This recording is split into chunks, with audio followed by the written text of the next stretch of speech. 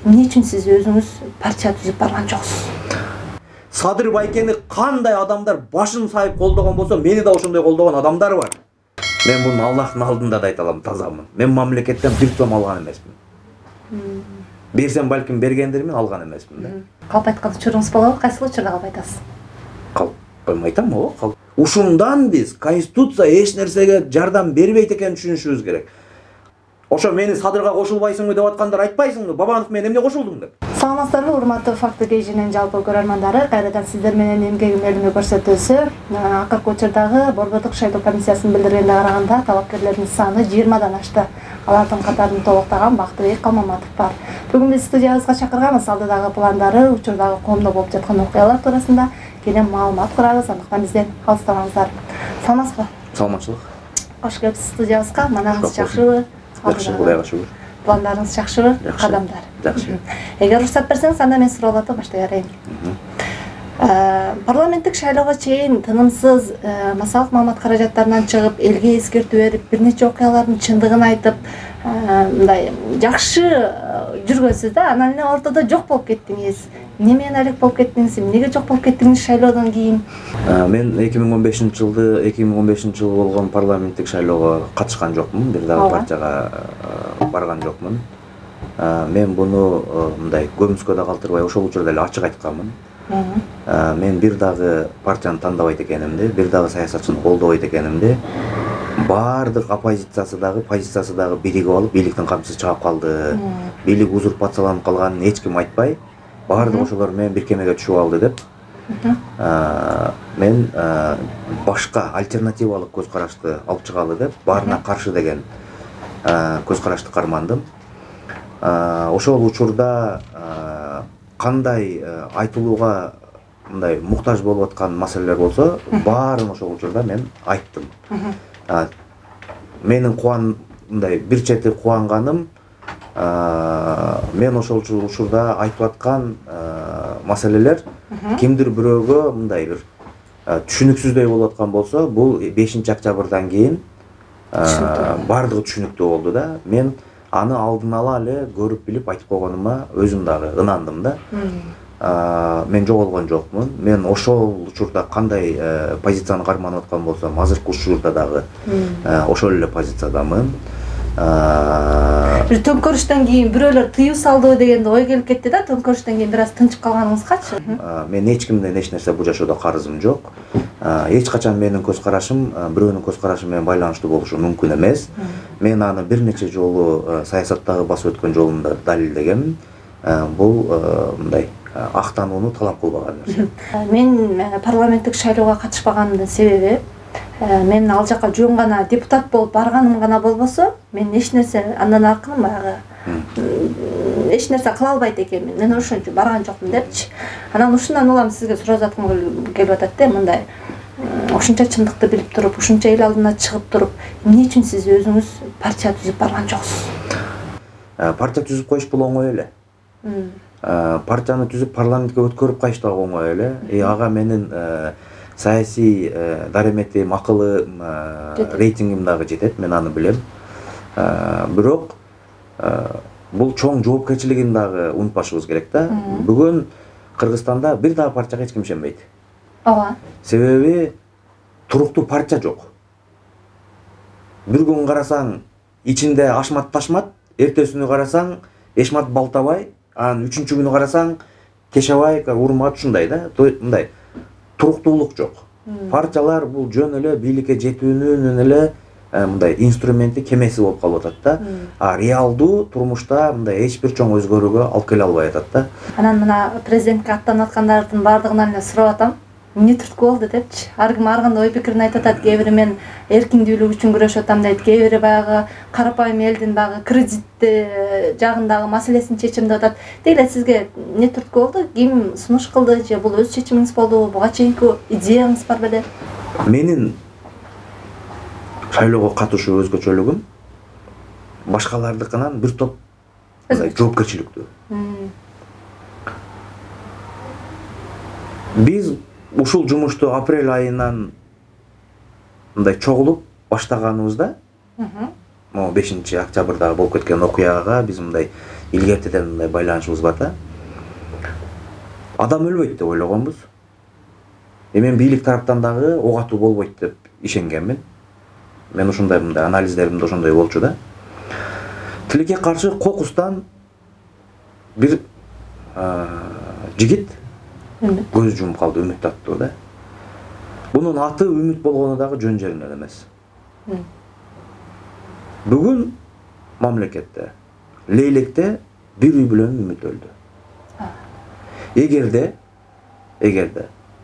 биз азыр чыгып ар бир үйдөгү элдин үмүт үчүн күрөшпөсөк, бир эле жылдын ичинде, алдыңкы бир эле жылдын ичинде, эгерде биз туура эмес жакка кете берсек, мына азыр кетип аткандай, ар бир үйдө бирден үмүт өлгөнгө барабар болот. Бул башкача айтканда, адамдын өзүн өлтүргөндөн көрө үмүтүн өлтүрүп койгон бул оорураак болот. Бул үмүтү өлгөн адам бул адам эмес уже. А эгерде биз бүгүн бир үмүттүн өлүмүнө актай албай атсак, туура эмес жасаган иштерибиз менен ар бир элдин үмүтүн өлтүрүп койсок, бул геноцидке барабар болуп калат.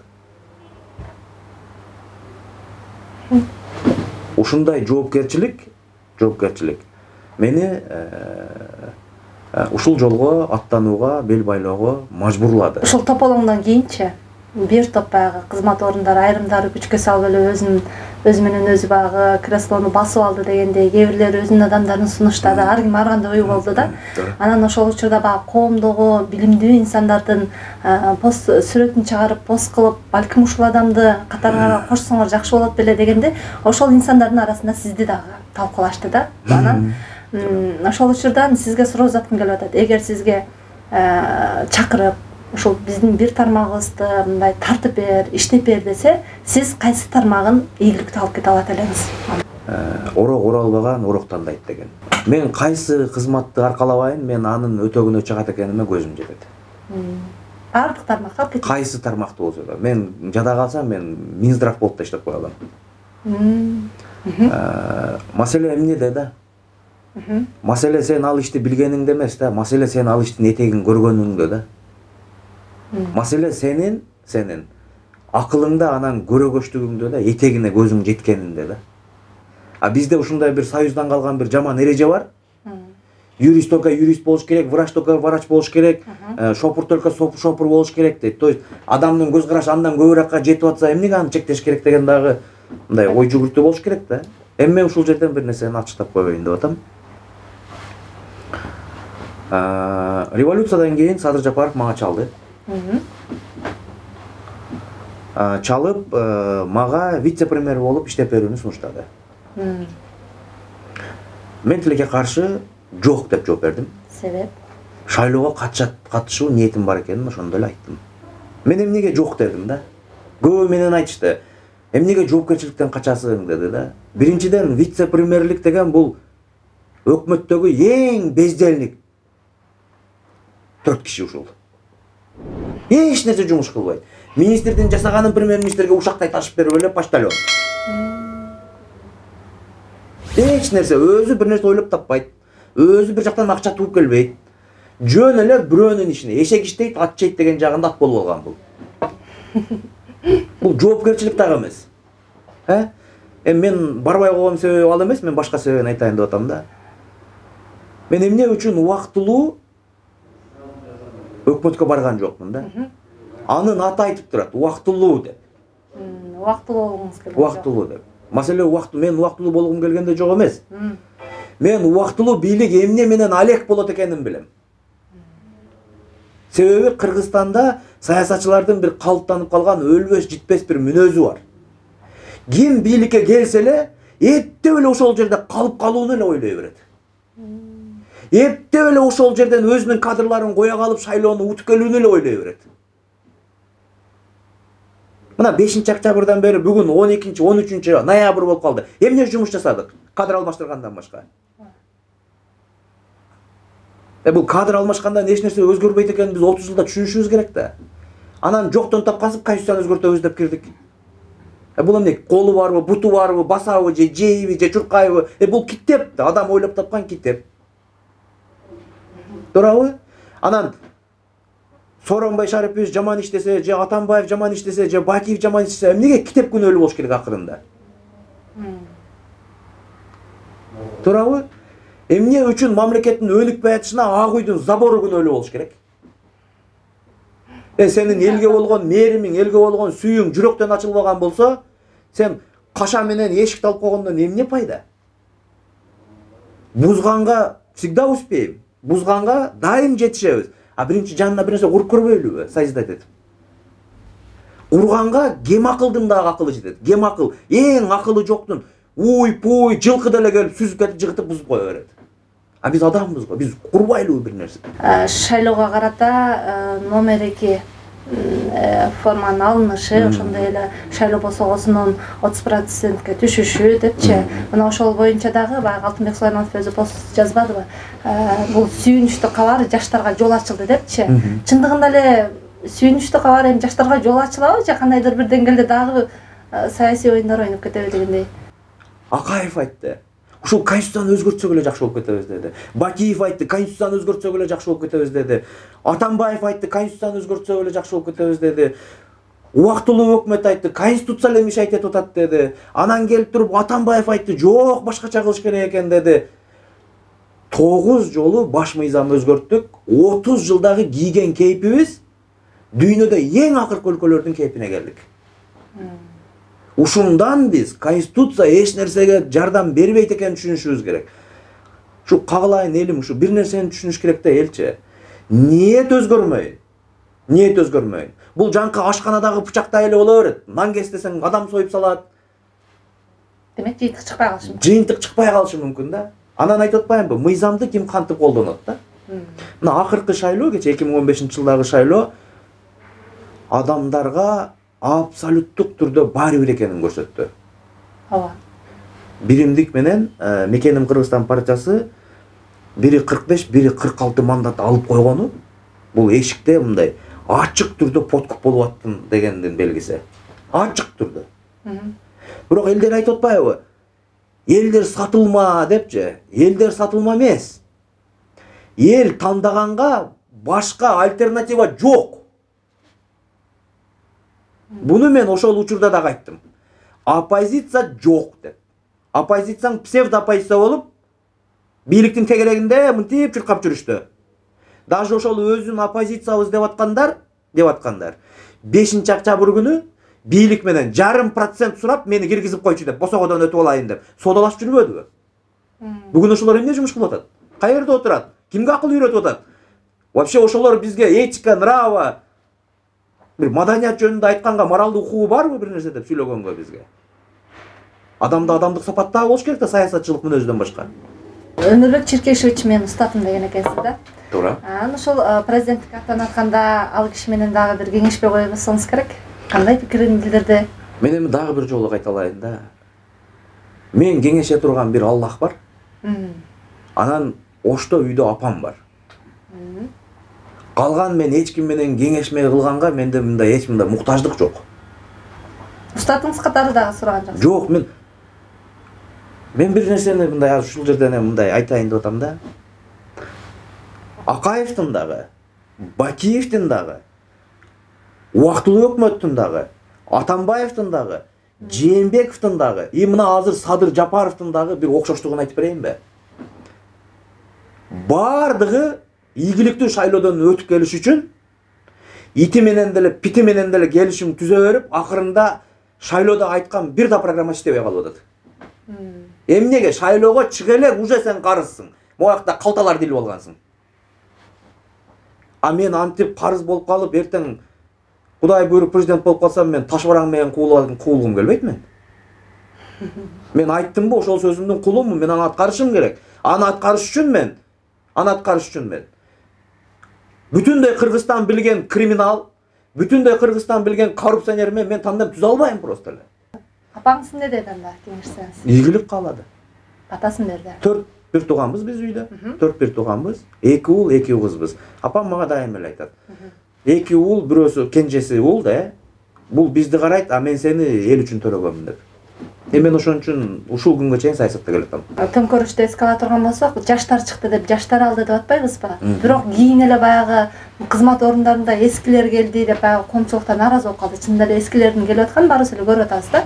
Анан ошол учурда баягы төңкөрүш маалында дагы эске сала турган болсок, баягы жаштар калды, ызы-чууну баштады чоң саясатчылар, бирок аягына чыкпай жок болуп кетишти да, көпчүлүгү. Жаштар бул эски саясатчылардын куралы болуп калган жокпу? Жок, маселе куралда эмес. Маселе тажрыйбада болуп атат.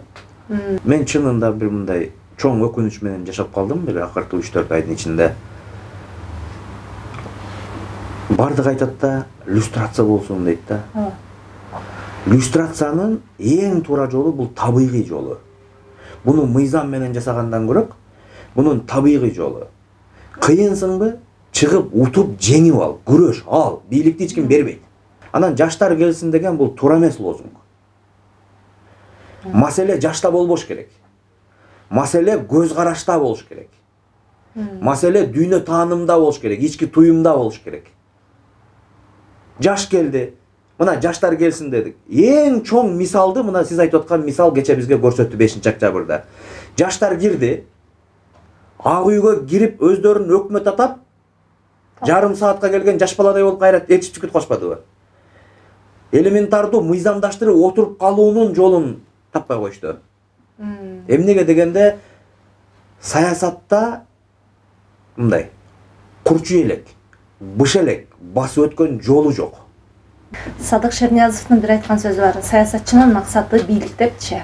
Ал эми президенттикке аттануу дагы чоң бир саясат десек болот. Анан сизге суроо заткым келип атат. Буга чейинки иштеп кеткен президенттерден ошолордун кемчилиги, кайсы бир кемчилигин кайталабаган өзгөчө президент болом деп кайсы максатты коесуз, кайсы принципти карманасыз?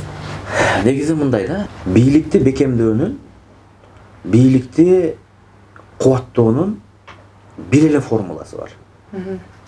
Жападан жалгыз бир эле формуласы бар да. Бийликтин күчү да, бийликтин кадыры да, анын адилеттүүлүгүндө болуш керек.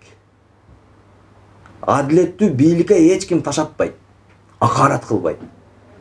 Адилеттүүлүк бар жерде тең болот баары. Баарыны бирдей бөлүнөт. Түшүнөсүзбү? Биздин саясатчылар эмне кылып атат бийликке келгенде элечи? Эптеп ушул бийликти кармап калыш үчүн конъюнктуралык шарттарды жасап атышат. Бул эмне болгон шарттар?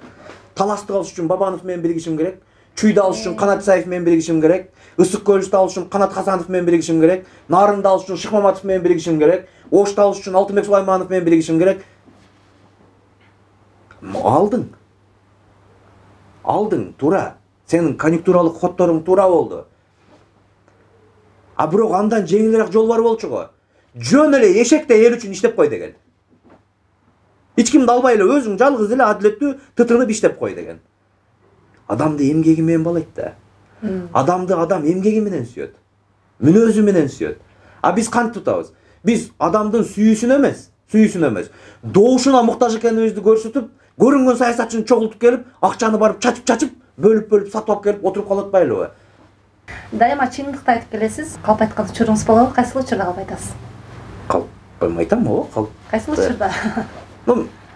Мисал үчүн, эми турмушта болот. Например, бирөө өлүп калса, кантип өлүп калды деп айтасың? Ооруп атат экен деп айтасың. Бирөө ооруп аткан болсо, бир аз сыркоолоп калыптыр деп коесуң. Андайды менимче баары эле айтат го андайды. Садыр Жапаров камакта жаткан кезде чындыкты айтып атып ушул камалды деп көп айтып калганыңыз маалымда. Анан Садыр Жапаровдай дагы сиз дагы чындыкты чыркыратып эле айтып атасыз. Анан камалып кетем деп коркпойсузбу? Биринчиден, коркуш үчүн адамда негиз болуш керек. Мен Кыргызстанда айтып атып эле камалып кетпедиби? Билбейм. Мен Кыргызстанда бир таш, кичинекей бир таш, жер эмес, бир күрөк топурак алган эмесмин мамлекеттен. Мен буну Аллахтын алдында да айта алам, тазамын. Мен мамлекеттен бир том алган эмесмин. Берсем балким бергендирмин, алган эмесмин да. Экинчиден, Саясат бул коркоктор үчүн эмес. Саясат бул кесип эмес, бул тагдыр. Саясатты тандаган адам тагдыр тандаган укугунан ажырайт. Мен айтайын дегеним, корккондор үчүн бизнес эле ыңгайлуу. Бизнесмен эле болгону жакшы да. Анан баары Аллахтын колунда. Шайлоодо башка менен биригип кетпейсизби? Өзгөчө баягы биздин чоң саясатчылар шайлоо маалында биригип кетишет го. Жээнбеков менин жердешим болот. Сооронбай Шарипович менин жердешим болот. Урулаш болобуз биз. Караколжодан болобуз. Ошол кишиден кирип мындай ошол учурдагы депутаттардын айтканы боюнча кулакка тээп иш ала албайт дейсиңерби? Мени ким акылдуу ойлойсуңарбы? Жанын билимдигине же Райым акенин мекенин ынтымагына кошула албайт, интеллекти жетпейт, же уребине жетпейт. Жо мен мындай айтып берейин деп атам да. Же мен ушундай Садыр Жапаров менен азыр барып иштешип кетип, мындай майлуу сүттүү жерге отуруп ала албайт деп ойлойбу? Маселе анда эмес да. Маселе биздин көз карашыбызда. Мен өмүрү бийликке жулунбаган адаммын. Мага берсе жасап коюшум мүмкүн да. А мен өзүм жулунбайм. Мен табиятымда андай жок. Офиске адамдар миңдеп келип атты. Сенен башка Бишкекке мэр эч ким болбойт, отургузбайбыз деп. Мэрликке тараптан. Мэрликке. Ушул элиме ушунчалык ыраазымын, мени бүт ишке иштетип чыкты уже. Министр да кылды, премьер-министр да кылды. Мен элге ушунчалык ыраазымын. Мен бүт иштерди мындай виртуалдык түрдө мындай иштеп чыктым да. Мэрликке барбай койгонуңузда ушул эми мындай болду да. Жок, мындай болду. Биринчиден мен ошол элге келгенде айтып аттым да. Мына азыр биз басып алып койдук. Барып эле сен отур, сенен башка эч кимди отургузбайбыз деген да. Мен айттым. Бүгүн мамлекетте учурда мыйзамдуу премьер-министр бар. Эч кайсы жерди эч ким басып албаш керек. Эгерде Садыр Жапаров мага азыр ошондой сен мэрдин милдетин аткаруучусуң деген буйрук берген болсо, мен ал кызматты аркалаганга даярмын мен. Бул жоопкерчилик тартканга даярмын. Бирок тилекке каршы мага андай сунуш түшкөн жок. Садыр Жапаров мага чалып өзү кызмат сунуштады. Ооба эле деп койгон бир эле сүйлөм болчу. Ооба эле деп койсом болмок. Мен буну эмнеге айтып атам да? Мен айтпай жүргөм, мына силерге айтып коеюн деп атам да.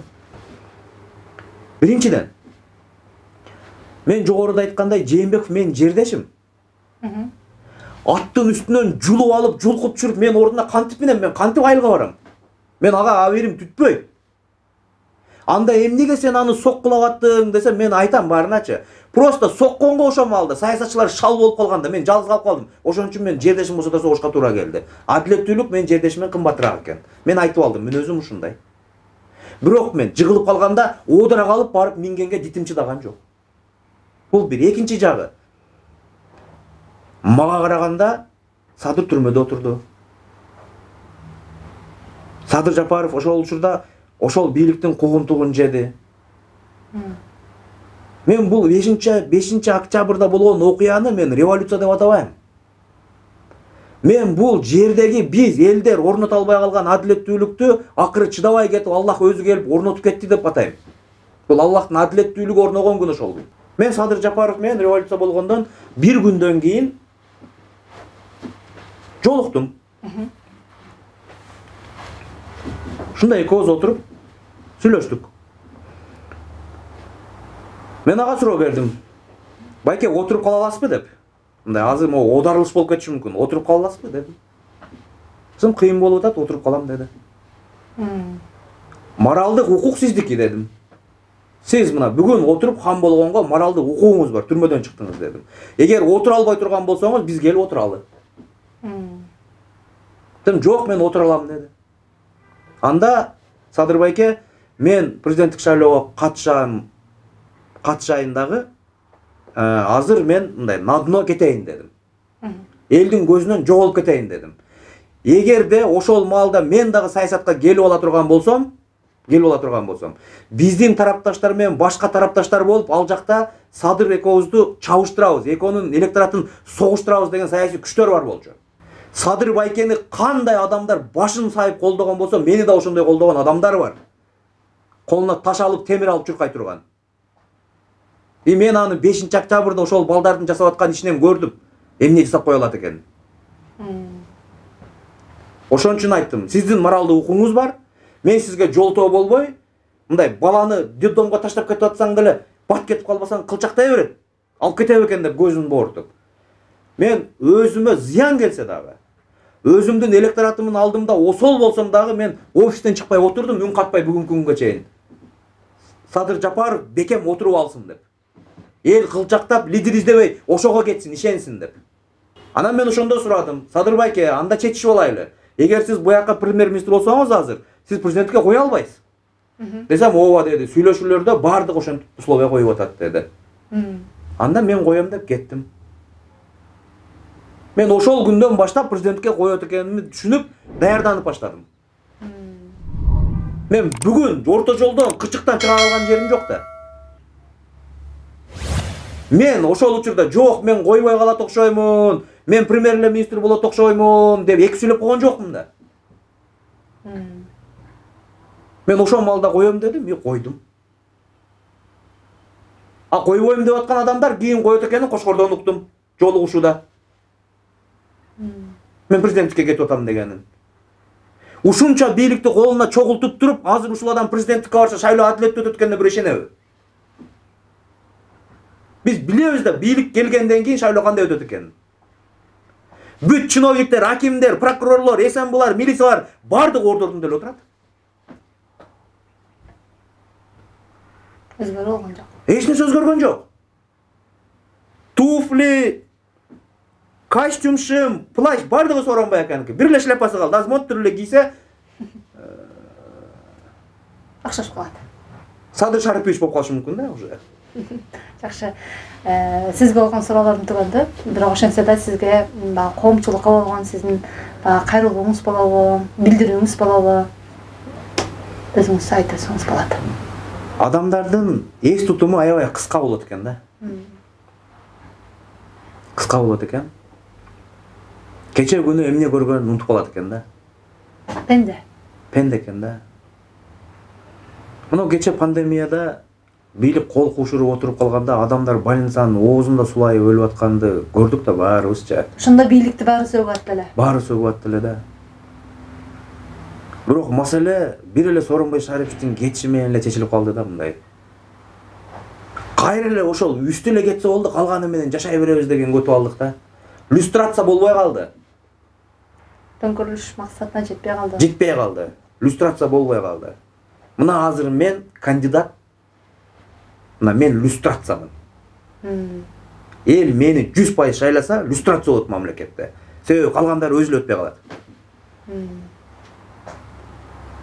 Мен ушундай өзүмдү өзүм ошондой сунуштап атам. Люстрация болуп берейин силерге депчи. Мына мени тандап койгула, калган баары өтпөй калат экен депчи. Себеби булардын ичинде, кандидаттардын ичинде эң жашы мен жашым 36-да.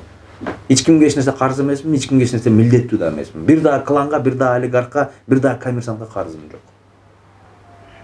Мен мындай, сени камай албайт элем деген тартына тургандай эч нерсем жок. Мен алар менен шайлоону утуп алыш үчүн эле тандемге да бара албайм. Менин кээ бир оппоненттерим окшоп. Анан бүгүн бардыгы мени тепкилеп атышат. Сен Садырга эле кошулбайсыңбы? Садырга эле кошулбайсыңбы? Бабанов эко отурганда мен эмне деп кошулайын?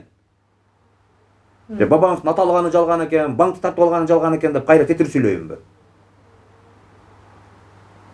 Кантип кошулам мен? Ошо мени Садырга кошулбайсыңбы деп аткандар айтпайсыңбы? Бабанов мен эмне кошулдуң деп? Баалуулук барбы сенде деп? Кече эле баардык коррупционерди камайм деп аткансың. Бүгүн коррупционер менен бир табактан табак ичип атасың. Бетиң барбы дебейби? А менде бет бар. Мен кошула албайм. Менден эртең сурайт деп. Мен ушул мүнөзүм үчүн колдоп жүргөн электоратым бар. Таштап кетет мени. Мен жетим калып калам. Ал электорат үчүн мен андай жомон жолго бара албайм мен андай. Бет болуш керек адамда. Бет болуш керек. Адам 200 болуш керек. Анан эптеп эле президенттикке жетеш үчүн эле Итбай менен деле, Чотубай менен деле бирип кете берекейби? Андай болсо аны мен деле кыла алам. Ага акылым жетет точно. Бирок айбир чыдабайт. Ооба, мен Садыр Жапаров менен барып бийликти тең бөлүшүп алайлы байке. Экөөбүз мына жакшы кылабыз деген акылым жетет. Көндүрө алам ага. Ошону менен бүгүнкү көрсөтүүбүз соңуна чыкты. Кайрадан амандашканча саламатта туруңуздар.